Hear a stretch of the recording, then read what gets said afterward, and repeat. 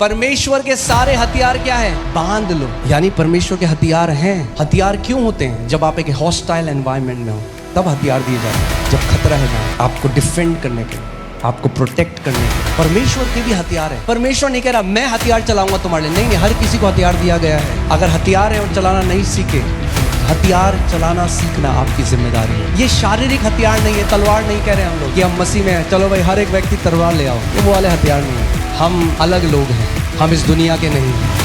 हमारे हथियार इस दुनिया के नहीं। हम जिस सेना में है वो इस दुनिया की नहीं है। जैसे सेना जब जाती है कहीं पे, एयरफोर्स जो होती है, क्या होती है? एयरफोर्स आ जाती है उनकी मदद करने के लिए। एक एयरफोर्स है जो हमारे साथ साथ में काम कर रही है। वो अपने दूतों को तेरे निमित्त आज्ञा देगा कि जहां कहीं तू जाए वे तेरी रक्षा करें, कहीं ऐसा ना हो कि पत्थर से तुझे ठेस लगे। हालेलुया। चलिए वापस यहाँ चलते हैं। परमेश्वर के सारे हथियार बांध लो कि तुम शैतान की युक्तियों के सामने क्या कर सको? खड़े रह सको। Put on the whole armor of God. Put it on. पहनना आपका काम है। Sink into. हथियारों को पहन लो कि शैतान की युक्तियां, क्योंकि याद रखो वो युक्तियां रच रहा है आपके परिवार के बीच। युक्तियां रच रहा है। जिसकी शादी है, कैसे इन पति पत्नी की शादी तोड़ दूं मैं, तो वो उस पे चिल्ला रहा है, वो उस पे चिल्ला रही है, नहीं जानते हुए कि पीछे शैतान है जो शादी को नाश करना चाहता है, क्योंकि उसे पता है ये दोनों परमेश्वर की कितनी बड़ी सेवा करेंगे, तो नाश कर दो इनकी शादी को। युक्ति रच रहा है क्योंकि धोखा देने वाला है, झूठा है। यीशु ने कहा जगत के शुरुआत से झूठ को गढ़ने वाला है।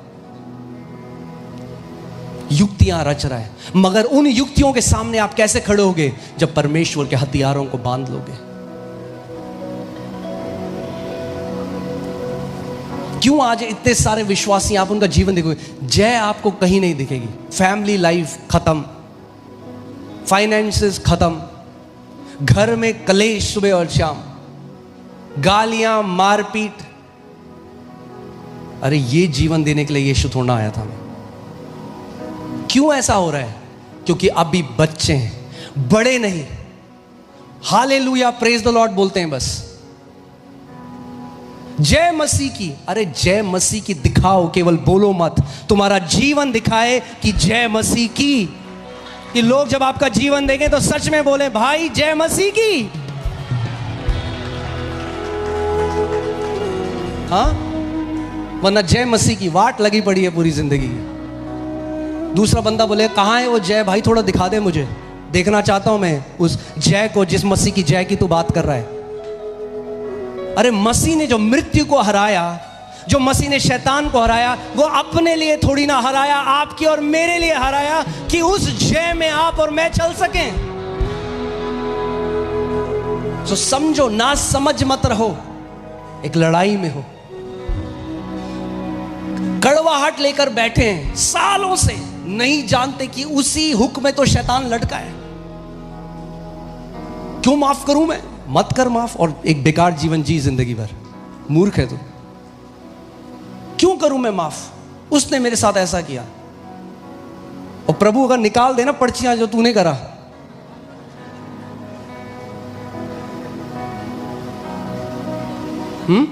कड़वाहट रखी है, बिटरनेस रखी है अपने अंदर, और उसी से शैतान ने हेडक्वार्टर बना लिया, उसमें अंदर घुसा है। कड़वाहट बढ़ती जा रही है, बढ़ती जा रही है। वचन कहता है जब ये कड़वी जड़ फूटती है, जैसे अपेंडिक्स फूटता है तो क्या होता है? किसी के पेट पे अपेंडिक्स, कहते हैं पित्त की थैली फूट गई तो क्या होता है? पूरा शरीर पॉइजन हो जाता है। ऐसे ही बाइबल भी कह रही है, जो एक कलीसिया के अंदर ऐसा व्यक्ति है जो कड़वाहट पाले हुए है, वो ऐसी अपेंडिक्स है, स्पिरिचुअल अपेंडिक्स, ऐसी कड़वाहट पिट की थैली है जो फूलती जा रही है पॉइजन से, और एक दिन जब फटती है तो उसको तो नाश करती है जिसके अंदर वो था। जो उसके आस पास उसकी बातें सुनते हैं, हाँ बता बहुत मजा आ रहा है, थोड़ा और गॉसिप कर, ये सब कड़वे होते हैं, ये सब नाश हो जाते हैं। ध्यान दो किनके साथ उठते और बैठते हो, क्या सुनते हो। वो वचन सुनते हो जो जीवन की तरफ ले जा रहा है, या वो वचन सुनते हो जो मृत्यु की तरफ ले जा रहा है। इस जीवन को हल्का ना आको जो प्रभु ने आपको दिया है। बोलो, मेरी जय में चलना मेरी जिम्मेदारी है। मेरे पास मेरे परमेश्वर ने आत्मिक हथियार दिए हैं। मैं ये निर्णय करता हूं कि मैं परमेश्वर के वचन का आदर करूंगा, उसके लिए समय निकालूंगा, उसको अपने हृदय में बसाऊंगा और उसकी घोषणा सुबह और शाम करूंगा यीशु मसीह के नाम में। और कलीसिया ने कहा, अब थोड़ा मजा आ रहा है। हालेलुया, आमीन। परमेश्वर के हथियारों को बांध लो।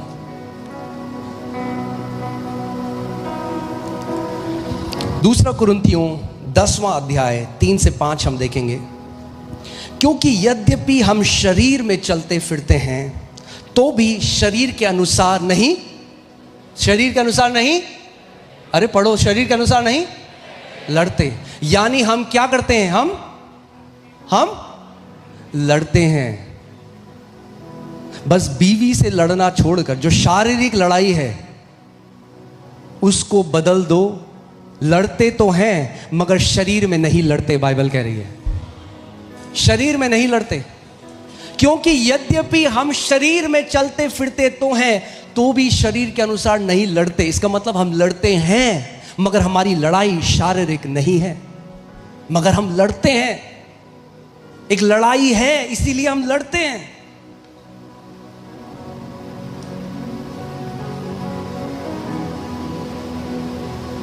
हाँ, कि लोगों से बोलोगे लड़ाई है, अरे हम क्यों लड़े, हम तो चिप्स खाएंगे, पास्टर लड़ेगा, हम तो प्रेयर रिक्वेस्ट लिख के दे देंगे उसको, हमारा काम थोड़ा है लड़ना, हम तो राजमा चावल खा के घर आ जाएंगे। अरे एक लड़ाई है, क्योंकि आपका व्यक्तिगत विरोधी है जो आपके और आपके परिवार के लिए व्यक्तिगत युक्तियां रच रहा है, क्योंकि फाड़ खाना चाहता है। समझो इसको, इसकी गंभीरता को समझो। आप अनजान बनकर नहीं रह सकते। हाँ, आप नहीं लड़ाई के मैदान में खड़े हो सकते, कहते हैं मैं तो मानता ही नहीं हूं जी लड़ाई चल रही है, मैं नहीं मानता लड़ाई चल रही है। सबसे पहली गोली है कि हाँ, मानो ना मानो लड़ाई चल रही है, क्योंकि वचन में लिखा है हम शरीर के अनुसार नहीं चलते तो भी शरीर के अनुसार नहीं लड़ते। हम शरीर के अनुसार चलते हैं पर लड़ते आत्मिक तरीके से हैं। 4थी आयत, क्योंकि हमारी लड़ाई के हथियार, हमारी किसके हथियार? पड़ोसी को बोलो एक लड़ाई चल रही है। आज जब मिडिल ईस्ट में लड़ाई हुई, जब वॉर हुआ, इतने लोग अलर्ट हो गए, हाय लड़ाई चल रही, लड़ाई चल रही है। अरे उससे ज्यादा अलर्ट हमें होना है जो आत्मा में लड़ाई चल रही है। एक लड़ाई चल रही है, मिसाइल्स भेजी जा रही हैं, ड्रोन इंटरसेप्ट करने पड़ेंगे आत्मा में, मिसाइल न्यूट्रलाइज करनी पड़ेगी आत्मा में। दे रखा है परमेश्वर ने न्यूट्रलाइज करने के हथियार आपको, सारे हथियार हैं आपके पास, एंटी टैंक मिसाइल सारी जो चाहिए, बस इस्तेमाल करना सीखना है, उस ट्रेनिंग में जाना है। क्योंकि हमारी लड़ाई के हथियार शारीरिक नहीं पर गढ़ों को ढा देने के लिए परमेश्वर के द्वारा सामर्थ्य हैं। अरे छोटे मोटे हथियार नहीं दिए परमेश्वर ने, एटम बॉम्ब की ताकत वाले हथियार दिए हैं जो गढ़ों को ढा देंगे। गढ़ एक दिन में नहीं बढ़ते, वो गढ़ वो हैं जहां से शैतान कार्य कर रहा है, हेडक्वार्टर बना लिया।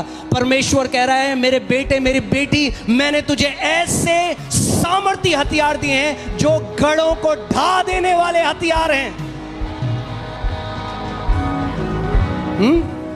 Bunker busting missiles. हाँ, अभी आपने देखा ना अमेरिका के पास ऐसी मिसाइल हैं जो वो नीचे गड्ढा करके वहां घुस जाते हैं बंदे छुप के, वो मिसाइल नीचे जाके मार देती है। Hallelujah.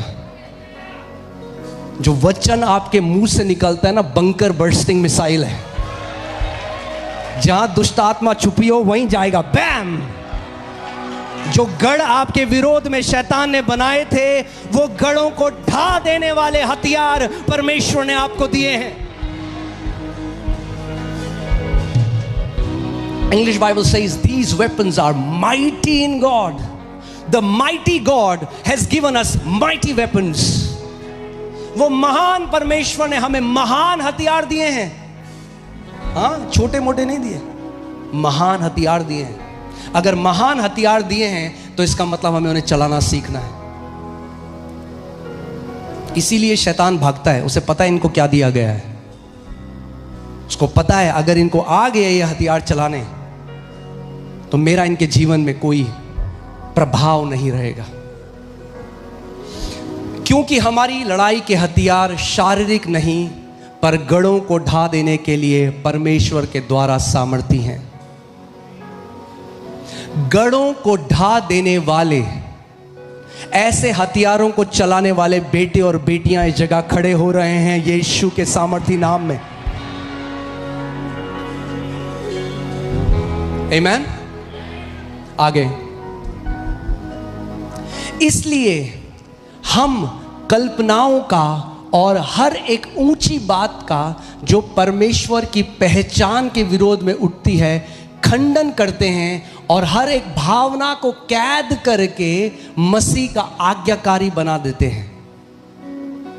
So how is this war happening? It's happening in your imagination and it's happening in your thoughts.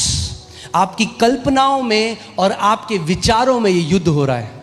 यानी शैतान को जो आपको नाश करना है, उस नाश करने से पहले आपको एक ऐसी कल्पना देगा और ऐसे विचार देगा, और अगर आपने उन विचारों और कल्पनाओं के ऊपर अधिकार नहीं लिया, और वो ऐसा है कि पहले वो आएगा, आपको एक विचार देगा। वो ऐसा एक आया शैतान, समझो एक ईंट है। हाँ, ऐसे लोग कब्जा करते हैं लैंड में। आएगा, एक ईंट रख देगा, एक कल्पना दी, आप मस्त हो। हाँ ठीक है। सपना भी आ सकता है, कुछ भी हो सकता है। कई लोग कहते हैं हमें सपना आया, हमारा एक्सीडेंट हो गया। अब 10 लोगों को गा रहे हैं हमें सपना आया, हमारा एक्सीडेंट हो गया, हमें सपना है। अबे अधिकार लो सपने के ऊपर, गा क्यों रहे हो उसके बारे में? यही तो वो चाहता है, यही तो वो चाहता है। कल्पना देगा, सपना देगा। केवल क्योंकि आपको सपना आ गया इसका मतलब ये नहीं आपके ऊपर पूरा होगा। आपके ऊपर पूरा अधिकार यीशु ने आपको दिया है कि शैतान की, शत्रु की सारी सामर्थ के ऊपर आपको अधिकार दिया है। हम लोग जम्मू में थे, वहां पे एक छोटा बच्चा तो नहीं, टीनेजर बच्चा था। वो आया, वो कहने लगा मेरे पिता एक पास्टर थे, उनको सपना आया कि उनको एक फलानी बीमारी हो गई और उससे उनकी मृत्यु हो गई, और वैसे ही उनके साथ हुआ और उनकी मृत्यु हो गई। वो मेरे को कह रहा, क्यों पिता ने, अपोस्टल जी, मेरे परमेश्वर ने क्यों मेरे पिता को ये दिया? होशे 4:6 में लिखता है, मेरी प्रजा मेरे ज्ञान न होने के कारण नाश हो गई। सपना परमेश्वर की ओर से नहीं था।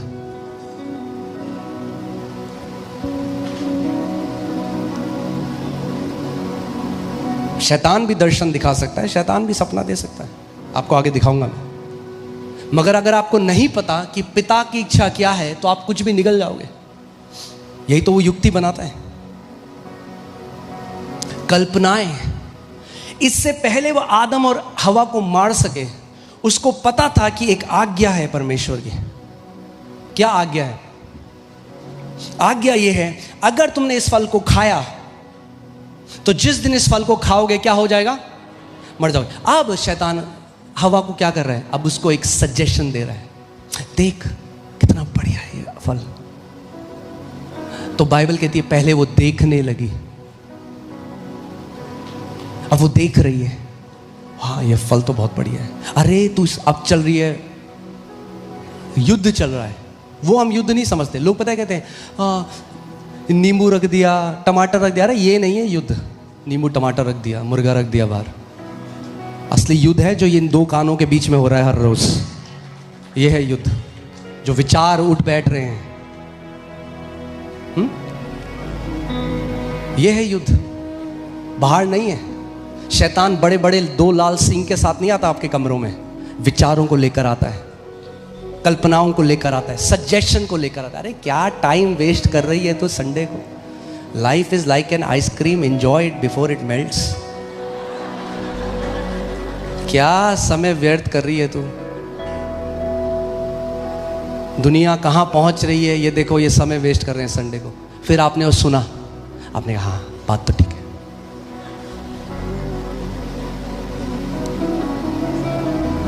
देखने लगी, सुनने लगी, अपने दिल में फिर सोचने लगी। For the weapons of our warfare are not carnal, but they are mighty in God, pulling down of strongholds. That every imagination, every high thing that exalts itself against the knowledge of God. हर एक बात। हाँ, आज कितने सारे ऐसे मसीह बच्चे हैं college में जाकर यीशु को छोड़ देते हैं। क्यों? क्योंकि प्रोफेसर जो है उसमें दुष्ट आत्मा घुसी हुई है और वो साइंस से उन्हें बताना चाहता है कि परमेश्वर नहीं है। और क्योंकि हथियारों का इस्तेमाल करना नहीं आया, नहीं सीखा, गिर गए उस वॉरफेयर में। बोला ये सही बोल रहा है, ये कुछ नहीं होता। इमेजिनेशन, एवरी हाई थिंग, जो आपके अंदर कभी होता है, आप बाइबल पढ़ो, एक रीजनिंग उठती है। That's the warfare, that's the warfare. जो कल्पनाएं, सो एक कल्पना दी, अरे तेरा कभी कुछ नहीं हो सकता, तू ऐसे एक कल्पना। अब आपने क्या किया? उसका खंडन नहीं किया। बहुत तेज है शैतान। 6000 साल से कोई मूर्ख आदमी भी 6000 साल तक एक सब्जेक्ट पढ़ेगा तो थोड़ा तो बुद्धि आ जाएगी उसमें। 6000 साल से इंसानों को स्टडी कर रहा है। फिर दोबारा किसी के साथ वो ऐसा कहता है, अरे तुझसे कोई प्यार नहीं करता।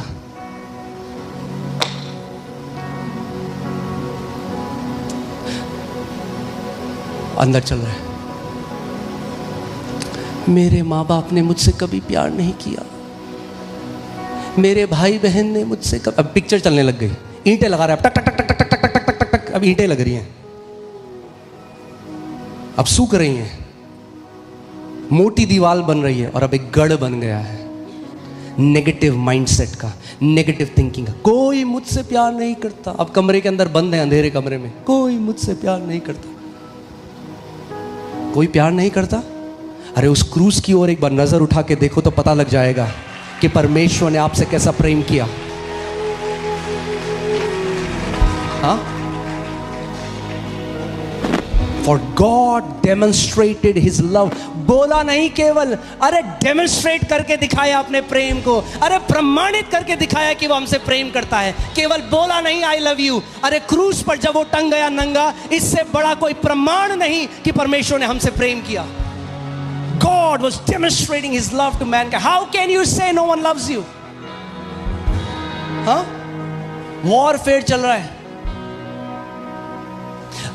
अब कलीसिया में आ रहे हैं, अब शैतान बोल रहा है, देख तू जाएगी, तू जाएगा, कोई तेरे पास नहीं आएगा पूछने के लिए। और बैठे चेयर में अकेले, कोई मेरे पास नहीं आ रहा।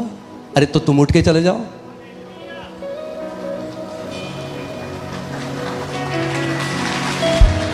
ये होता है आत्मिक मलयुद्ध। सिंह के साथ नहीं आता आपके कमरे में, सजेशन देता है ऐसे। क्या फायदा कलीसिया आने का, क्या फायदा? इससे बढ़िया तो घर में यूट्यूब में देख लेंगे हम।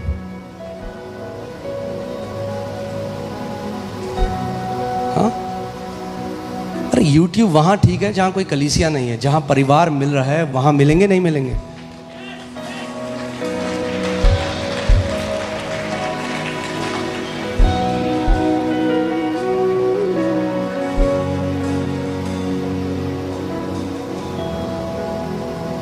ठीक है अभी तक? और चलें? गुड़गुड़ तो नहीं हो रहा पेट में? ठीक है। So why does devil work through your imagination? Because he knows what you imagine and what you think affects your life.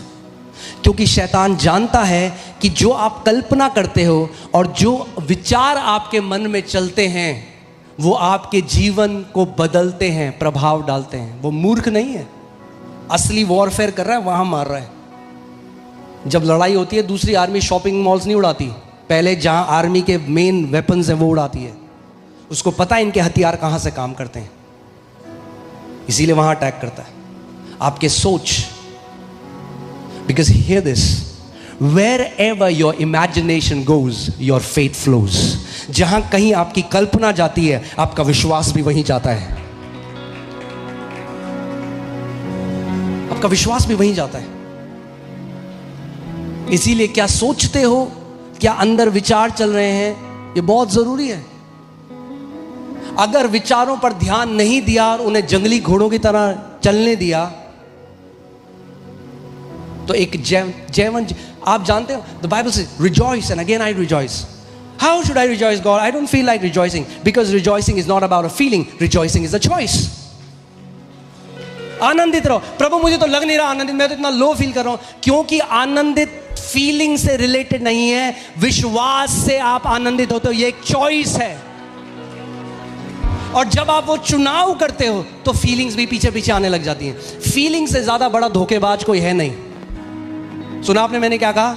Feeling से बड़ा धोखेबाज कोई नहीं है। जो स्ट्रांग होगा उसके पीछे दल बदलता है। कुछ और मैं बोलूंगा नहीं अभी।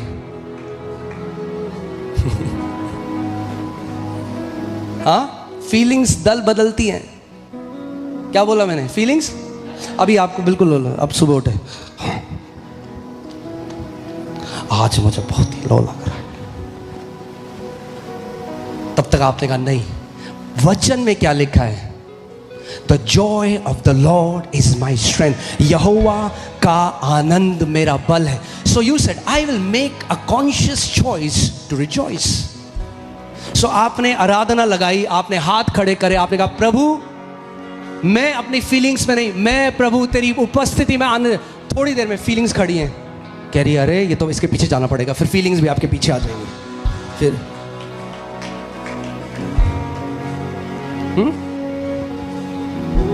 फीलिंग्स ट्रेन के डब्बों की तरह हैं और विश्वास इंजन की तरह है। कई लोगों ने क्या किया है, ट्रेन के डब्बे को आगे लगा दिया इंजन के, कह रहे चल क्यों नहीं रही है हमारी गाड़ी। अरे फीलिंग से हम लेड नहीं होते। We are not led by feelings, we are led by faith.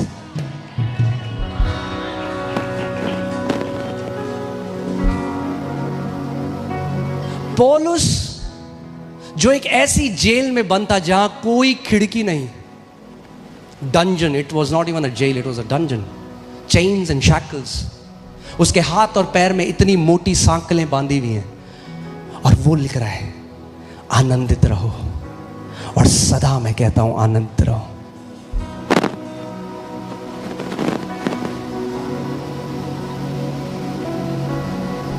हाँ, आज कई लोग डिप्रेशन में चले जाते हैं, उनकी कार में एक स्क्रैच लग जाए तो हाय हमारी नई गाड़ी। आत्मा में कितने भी डेंट लगे हों, कार में डेंट नहीं लगना चाहिए।